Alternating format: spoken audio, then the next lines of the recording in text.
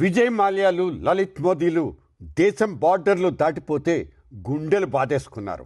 మాల్యా ఎగ్గొట్టిన 15-16 వేల కోట్ల రూపాయల ఆరాలు తీస్తాం, కానీ మన దేశంలోనే ఉండి తన అప్పుల్ని దర్జాగా సెటిల్ చేసుకున్న ఈ ఖతర్నాక్ కుబేరుని మాత్రం ఒక్క మాట కూడా అనం. ఎందుకంటే అతను అనిల్ అంబానీ, సాక్షాత్తు ప్రపంచ టాప్ రిచెస్ట్ పర్సన్స్ లో ఒకడైన ముఖేష్ అంబానీ తమ్ముడు.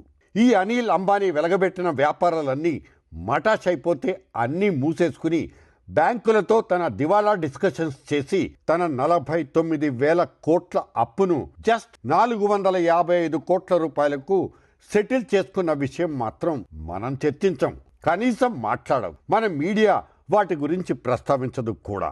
ఎక్కడో ఏదో లోపల పేజీ లోపల చిన్న చిన్న అక్షరాలతో సర్దిపారేస్తుంది.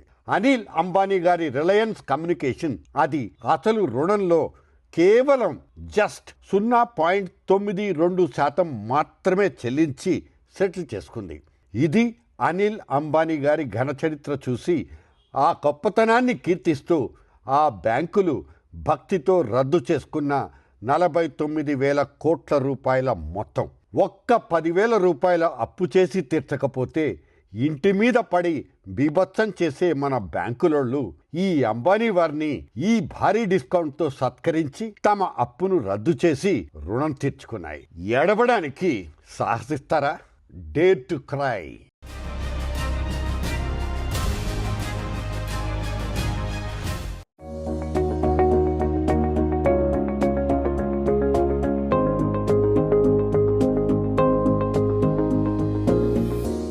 జర్నలిస్ట్ డైరీ ఛానల్ని సబ్స్క్రైబ్ చేయండి.